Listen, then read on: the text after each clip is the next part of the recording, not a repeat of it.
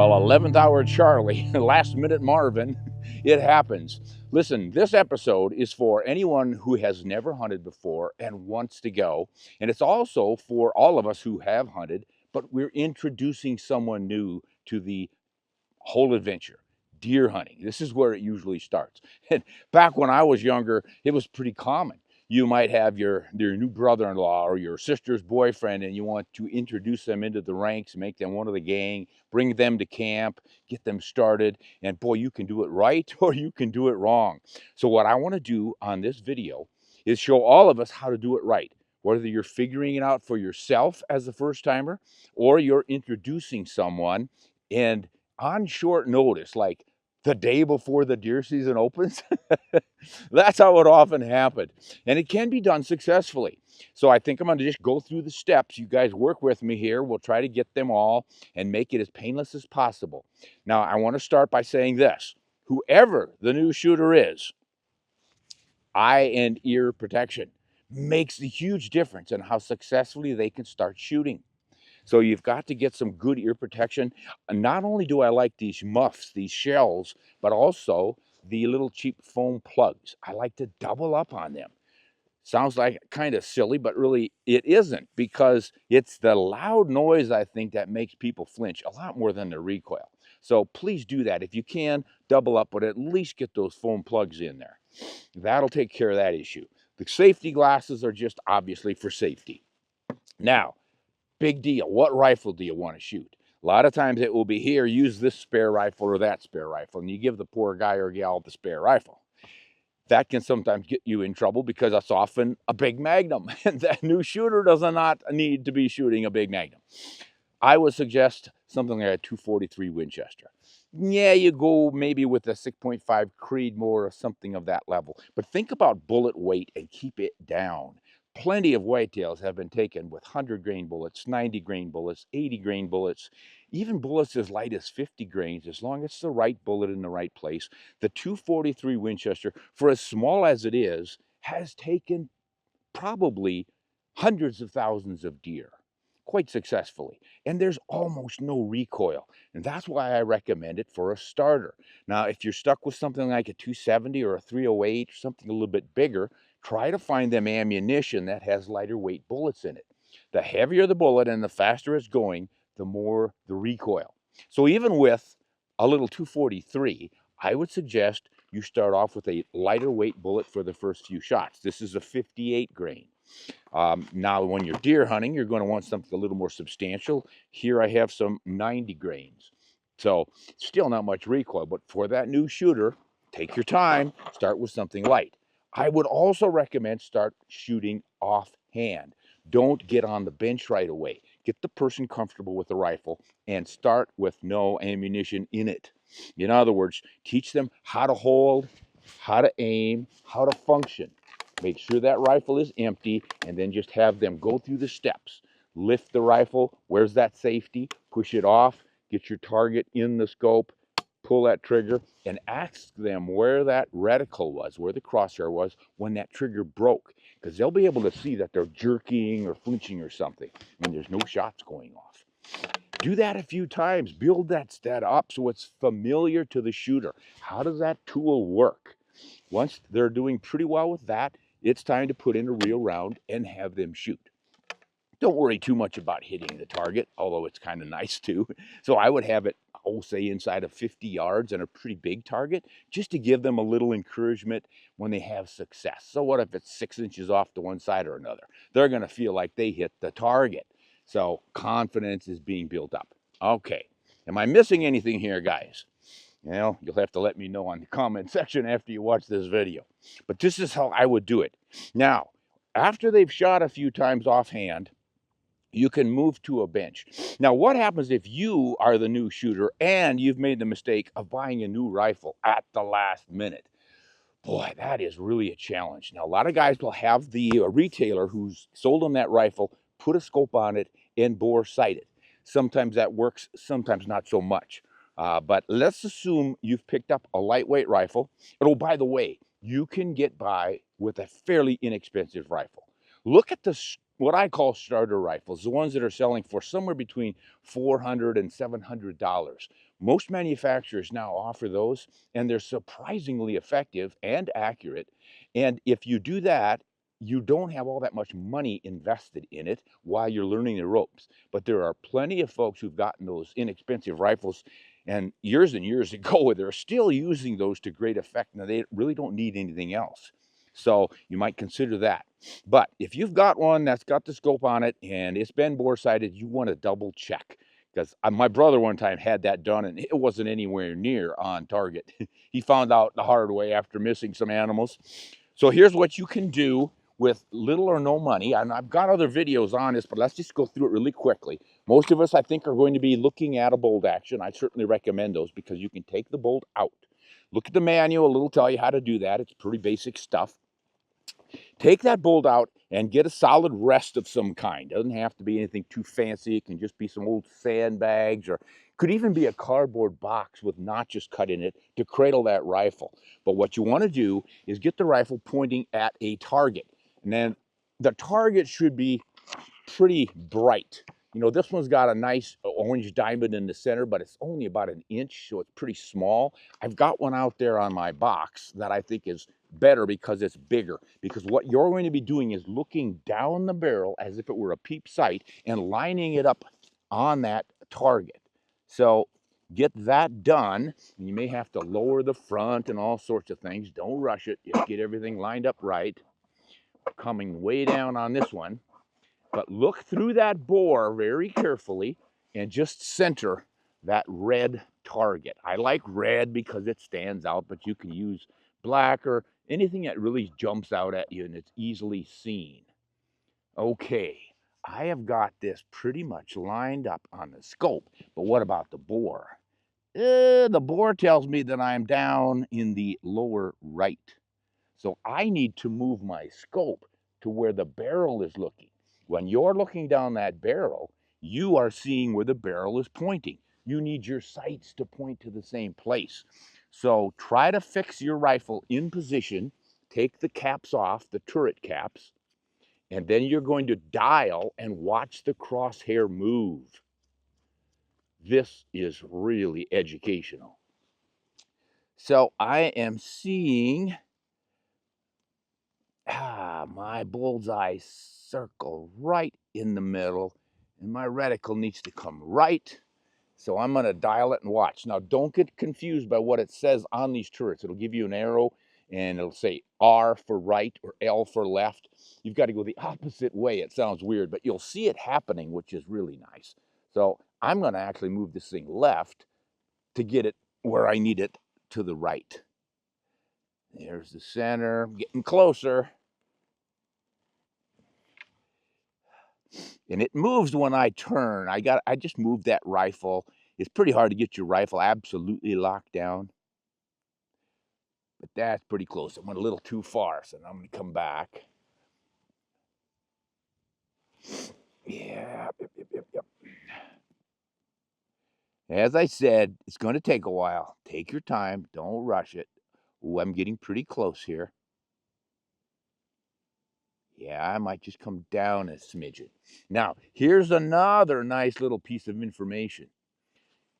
A lot of guys don't have a 100-yard range in which to zero, and they wonder, where can I zero? I can only shoot out to about 25 or 30 yards where I am. How can I zero my rifle?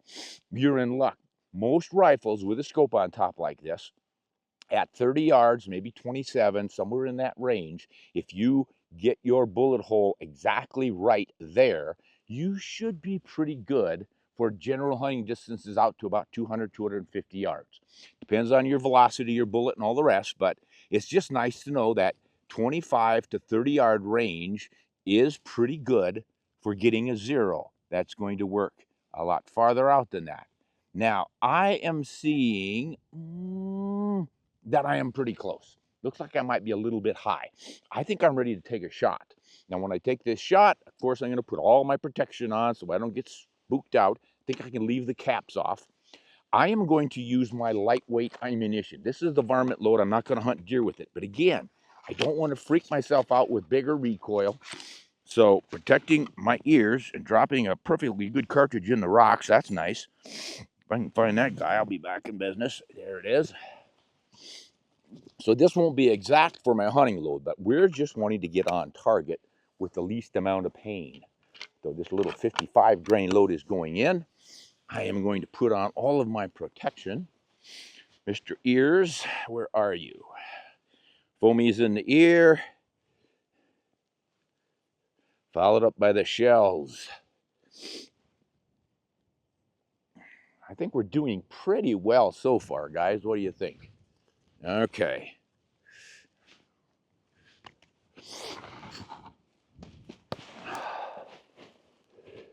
So, aiming at target center. And my bullet hole is unseen. That's always a bad sign, but quite often you simply can't see it because of the color of the target or the shadows behind it. So I'm going to walk out there and see where I've hit.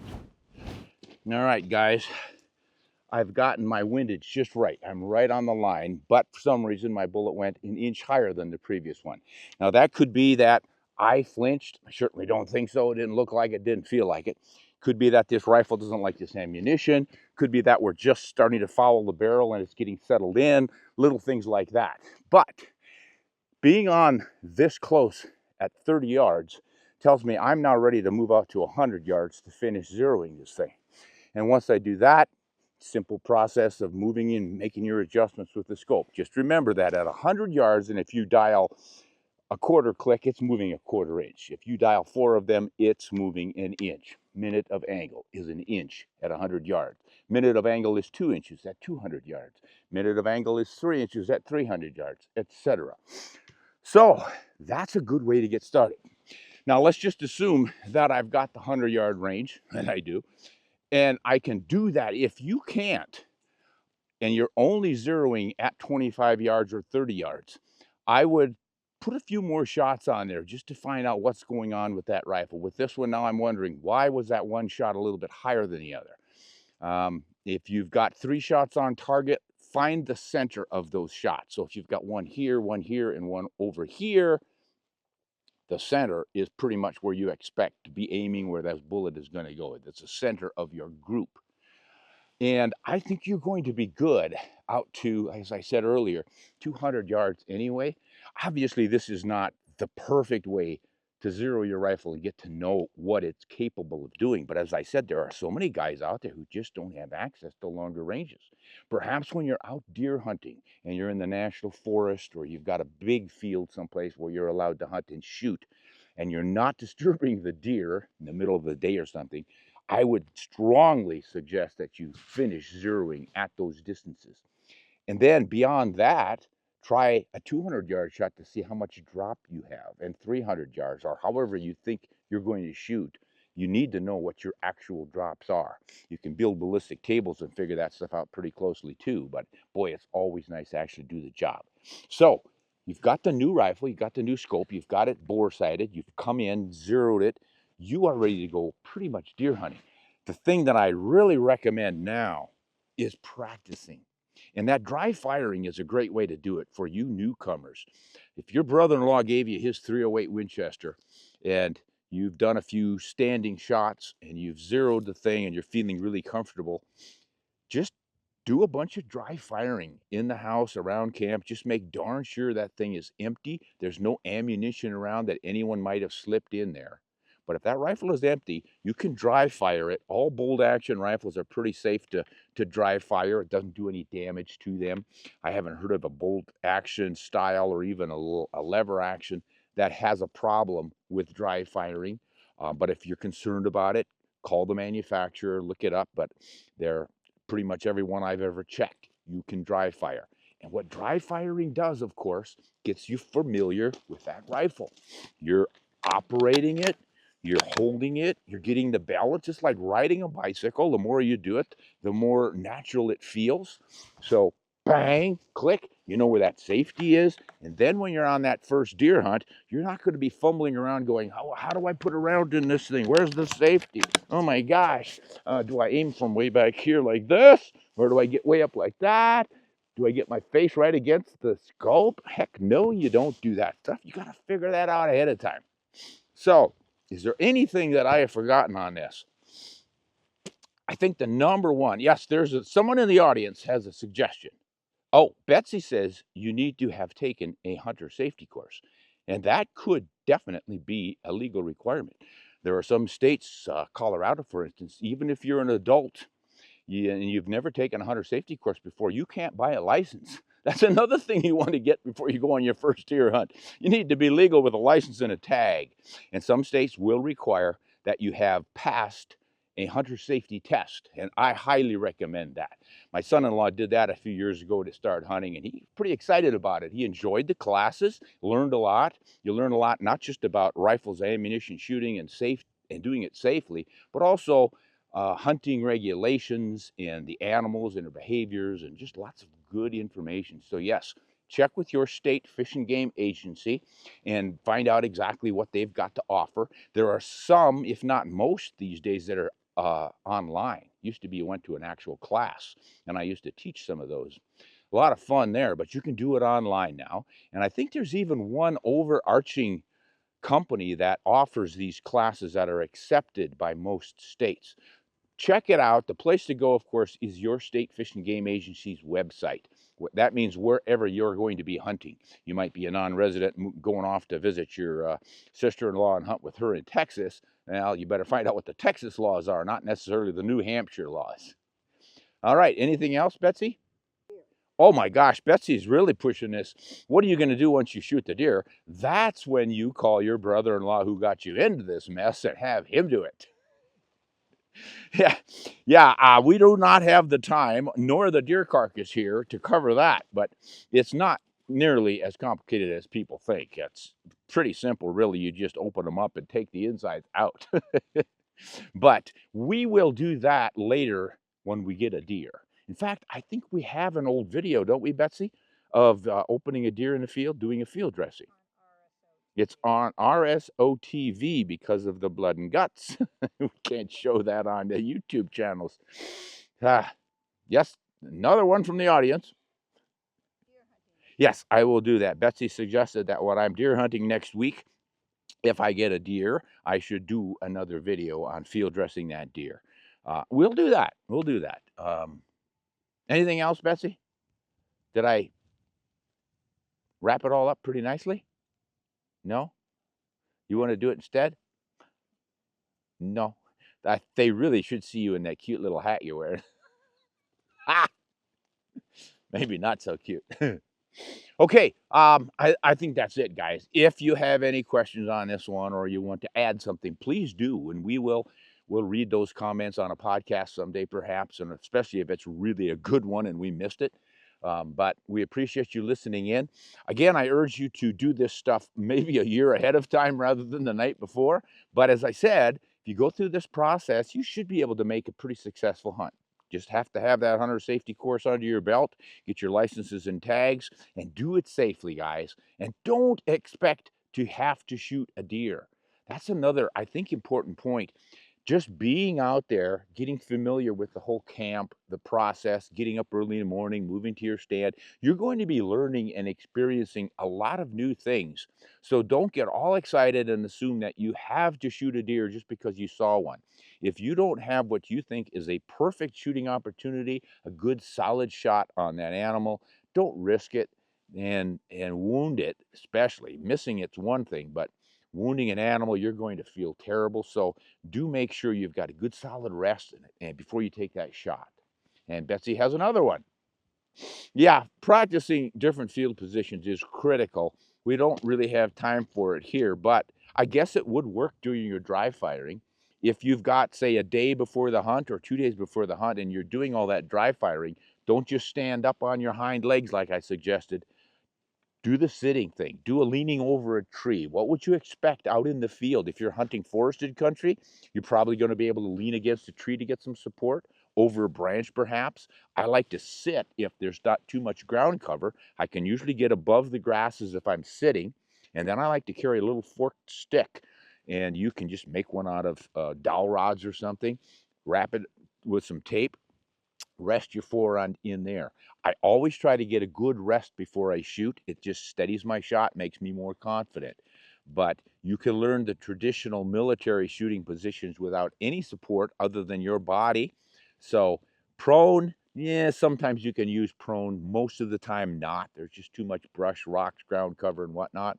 Sitting's much, much better. Sometimes you have to go kneeling, and sometimes you have to shoot off hand. But a lot of whitetail hunters these days are going to be in some kind of a stand. So you'll likely be in a box or up in a tree stand, and you'll have a railing perhaps in front of you on which you can rest that rifle, and that can really help too. So, as I said, don't get too excited and assume just because you see a deer you have to shoot it. If you don't feel like you've got a good, steady shot, much better to just have gone through that experience and build it a little bit, and then down the road you'll get better and better, and pretty soon you'll be the best hunter in your party, and your brother-in-law will really be proud. All right, that's Ron Spomer's take on getting started at the last minute as a deer hunter. I hope it all works for you. But again, if you can get started this year without having a tag and just go along and learn the ropes, next year you can start hunting and you really be prepared. This is Ron Spomer. Always hunt honest and shoot straight.